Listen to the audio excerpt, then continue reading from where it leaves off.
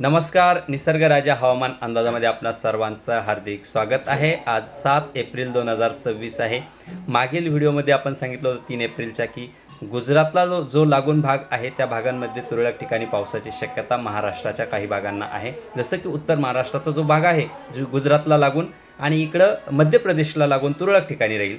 पण नाशिकचा उत्तर भाग, शहादा आणि नंदुरबारचा काही भाग या भागांना तुरळक ठिकाणी पावसाची शक्यता 8 आणि 9 तारखेला आहे. आज त्या भागात ढगाळ वातावरण काही ठिकाणी झालेलं आहे.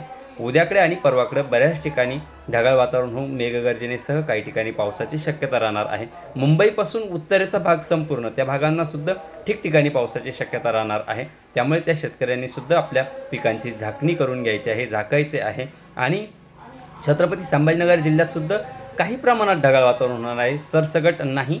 त्यामुळे छत्रपती संभाजीनगर जिल्ह्यापर्यंत सुद्धा आपले जे महत्त्वाचे पिकं आहे, त्यांना काढलेले पिकं आहे, त्यांना आपल्याला 8 आणि 9 तारखेला झाकून ठेवायचं आहे.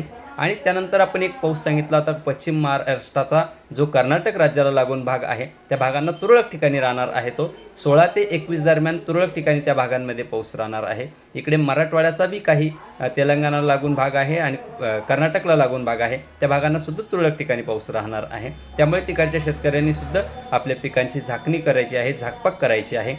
आणि महाराष्ट्रात सुद्धा जवळपास मराठवाडा, पश्चिम महाराष्ट्र आणि उत्तर महाराष्ट्र या भागांसुद्धा अंशतः ढगाळ वातावरण हे कायमस्वरूपी असणार आहे.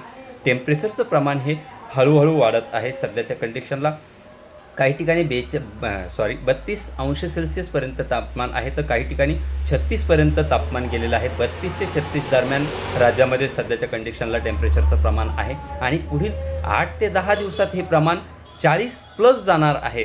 त्यामुळे जसं टेम्परेचरचं प्रमाण वाढलं तसं भूपृष्ठभाग तापतो आणि त्यामुळे हवाही तापते. हवा तापल्याच्या नंतर हवा हलकी होते आणि परिणामी ती हवा वरवर जाते आणि त्या भागांमध्ये एक हवेची पोकळी निर्माण होते, कमी दाब निर्माण होतो आणि परिणामी उच्च दाबाकून बाष्पयुक्त वारे त्या कमी दाबाकडे येतात आणि त्या भागांमध्ये पाऊस देतात. त्यामुळे पुढील 10 ते 15 दिवसाच्या नंतर पुन्हा एक कमी दाब येण्याची शक्यता ही महाराष्ट्रावरती आहे. त्याची तारीख मी पुढच्या पुढच्या व्हिडिओमध्ये देणार आहे.